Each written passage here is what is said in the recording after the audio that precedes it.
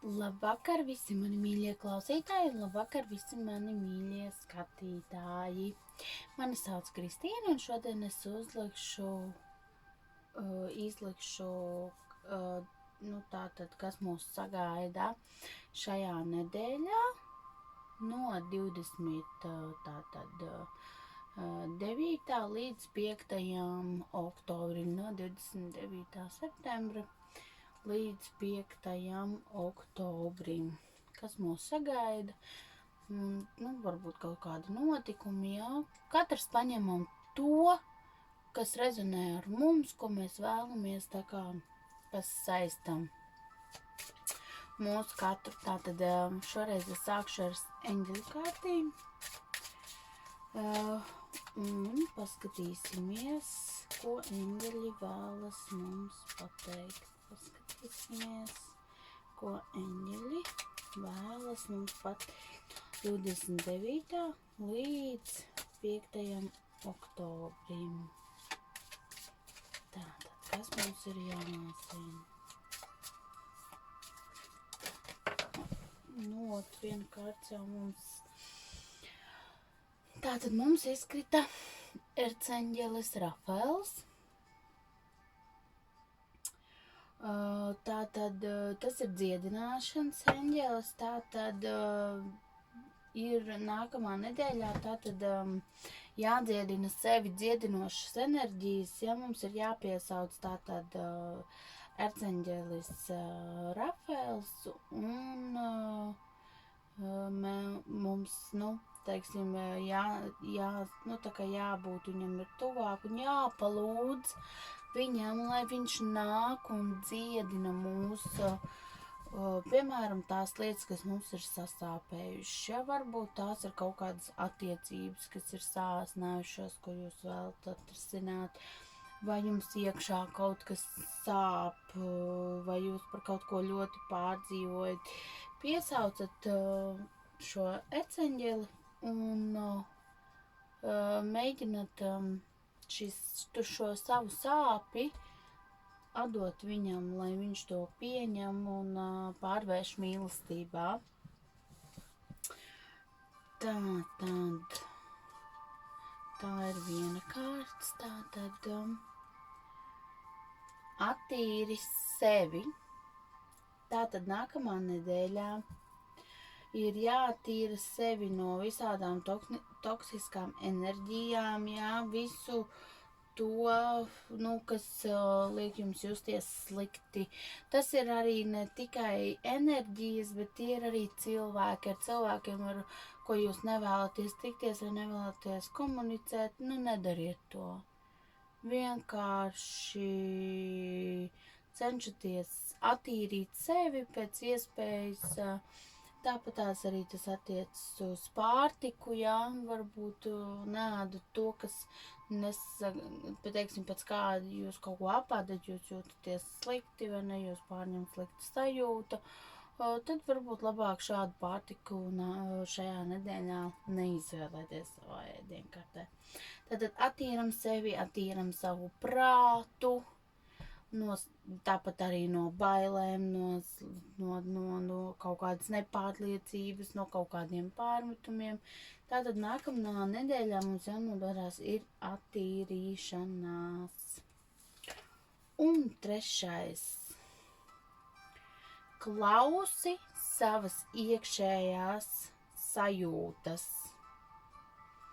Jūsu ķermenis jums pats saka priekšā par to, kā viņš vēlas justies, vai kā viņš jūtas, vai kā viņš nejūtas labi. Tad arī, ja jūs, piemēram, pats ar ķermeni jūtat, tas pats attiecas arī uz cilvēkiem. Ja jūs jūtat, ka šis cilvēks jums nav patīkams un jūs nevēlaties ar viņu komunicēt, un atrasties viņa sabiedrībā, tad arī izvēlēsimies nākamnedēļ to nedarīt un atradīsimies ar to, kur mēs vēlamies būt, ar ko mēs vēlamies būt, jā, tur, kur mēs jūtamies labi.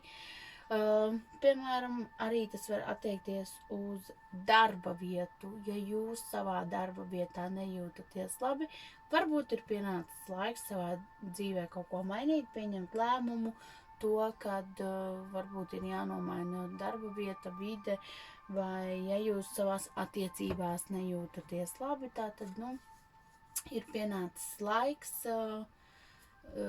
mainīt arī kaut ko tajā ziņā. Ja jūs nejūtaties labi ar savu partneri, varbūt beidzot ir pienācis laiks tomēr partnerim pateikt, kā jūs jūtaties un protams, mierīgā ceļā atrisināt to un tomēr izvēlēties ko sev tīkamāku.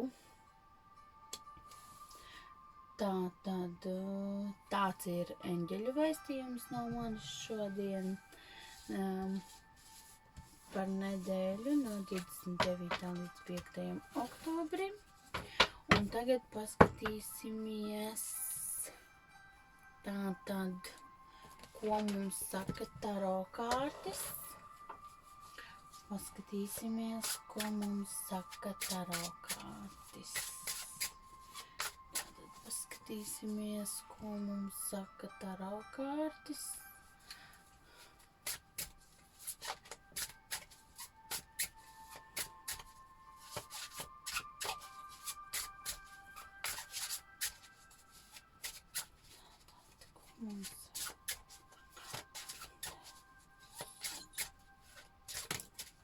Tātad viena jau mums izleca ārā. Zižļu pāši, ļoti jauka kārta, teiksim tā, nedēļas sākumam, ja tātad jaunas darbības, jauns darbs, jaunas iespējas, pavērsies jauni piedāvājumi, jaunas enerģijas, tātad jaunas lietas, jauni cilvēki, iespējas, jauni piedāvājumi nākamā nedēļā.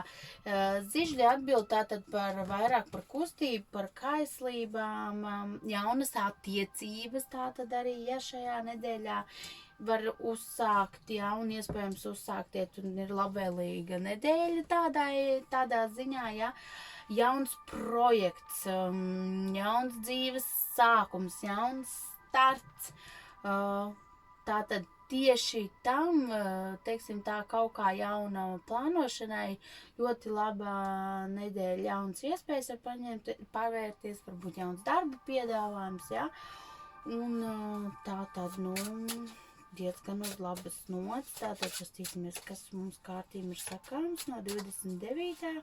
līdz 5. oktobrim kārtis, ko jūs man vēlaties teikt, pasakiet man lūdzu. Tātad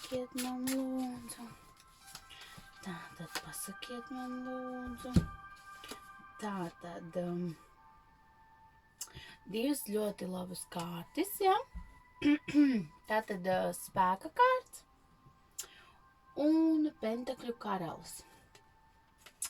Tātad spēks. Tātad nākamā nedēļā būs ļoti spēcīga enerģija, ļoti spēcīga. Šajā nedēļā būs ļoti spēcīgas enerģijas, tātad mums nepieciešams būs ļoti liels spēks, lai savaldītu šīs enerģijas, lai savaldītu arī sevi, es nezinu, kāpēc man gribas pateikt, lai savaldītu sevī kaut kādas enerģijas arī. Ļoti liels spēks, jo kaut kā mēs ļoti gribēsim nākamā nedēļā, tagad šajā nedēļā kaut kā ļoti, es nezinu, man gribas pilnīgi teikt valdīt, mums ļoti gribēsies, norādīt, visiem savu vietu un viss, bet mums ir nepieciešams, es teiktu, spēks savaldīt sevi, savas emocijas, apvaldīt savu spēku un pielietot savu spēku tur, kur tas ir nepieciešams. Piemēram, mums ir jauns darba piedāvājums, un mēs tā pielietojam tieši spēku tur un liekam visu savu iekšējo spēku, ārējo spēku tajā, lai mēs sasniegtu savu mērķi jaunajā darba vietā, piemēram, vai kaut kādam jaunajam projektam. Tātad arī finansiāli ļoti laba nedēļa, kā arī šie tomēr ir algas datumi, ja, mēs būs tāda bagātīga nedēļa, ja, mēs visi saņemsim savas algas, un tā tad būs ko tērēt, un tātad finansēs, es teiktu, ļoti stabila tāda, ja, kārtīga, laba nedēļa, ja, un pilnīgi neko es nevaru sliktu teikt tādā ziņā, ja. Tur viss būs kārtībā, tātad, kas mums vēl ir, skatāmies 7 monētas, arī ļoti laba kārts. Arī ļoti laba kārts, mēs nākamā nedēļā centīsimies nopelnīt, centīsimies taisīt naudu, tātad nākamās nedēļas darbības, šīs nedēļas darbības, nezinu, kāpēc es laiku gribu teikt nākamās nedēļas, es ļoti atvainojos. Šīs nedēļas darbības mums nesīs augļus, tātad mēs skatāmies uz to, kad mēs varēsim beidzot tos augļus tā kā paņemt, viņi tā kā nogatavojušies, ja, un mēs viņus tā kā lēnām vēlamies novākt, bet, mēs var sakot, taisīsim naudu, jā, strādāsim, bet neiztiksim arī bez lielām sirds sāpēm. Šā nedēļa mums atnesīs arī lielas sirds sāpes, mīlas 3 stūri var nākt gaismā, attiecību izjukšana. Šeit šī kārts, teiksim tā, bet atrodoties, blakus šīm kārtīm, teiksim tā, nevajag uzreiz padoties pie tā, ja mums kaut kas nesanāk, un visumam ir savs ceļš, un ja reiz šīs attiecības beidzas, tātad viņam priekš jums ir cits ceļš ejams. Un jāpievērš uzmanību šajā nedēļā arī ir tiem, kam ir problēmas ar sirdi. Jā, tātad, piedomājiet vienkārši par savu veselību, par savu sirds veselību, jā, un mēģinam to, tā mierīgi. Tātad tas būtu tas, un arī šī ir ļoti laba kārts, jā, 3 monētas, tātad šajā nedēļā mēs saņemsim naudiņu, un iespējams tas ir darba pārunas arī, jā, mēs saņemsim arī, teiksim, varētu būt, ka mūs paaugstina amatā, tas arī var būt. Vai arī priekšnieks mums iedos kādu prēmiju, vai, kaut ko sasniegsim darbā augstāk, un par to mēs saņemsim arī tātad atalgojumu. Tātad tas būtu par šo, un tad es paskatīšos, kāds ir augstāko spēku ieteikums no 29. līdz 5. oktobrim. Tātad no 29. līdz 5. oktobrim. Tātad paskatīsimies augstāko ieteikums. 10 monētas, jā. Vispār finansiāls uzplaukums, tātad augstāko spēku ieteikums būtu tāds nesatraukties par finansēm, ar finansēm viss būs kārtībā, jā, ir iespējams finansiāls uzplaukums, tātad citīgais darbs tiks atalgots, jā, arī, teiksim, tas kopumā būs tādas laba enerģija, teiksim, jā, kad es teiktu, jā, ka par finansēm galīgi nevajag satraukties, ka cilvēce var mierīgi šonadēļ par to nesatraukties. Ar to viss ir kārtībā un būs kārtībā. Tātad tas ir mans šīs nedēļas kāršu izlikums.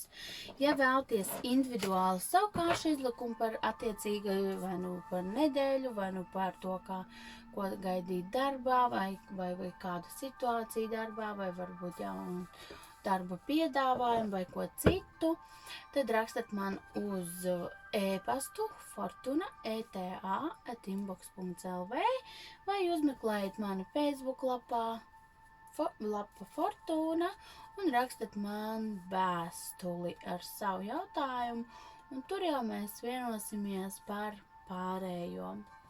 Nu, ko mani mīļie, paldies jums liels, ka klausījāties mani, lai jums gaišs un patīkams vakars atlikušais, un lai jums izdodas viss, ko sirds kāro. Un galvenais novēlu jums mīlestību. Mīlestību un vēlreiz mīlestību. Atā!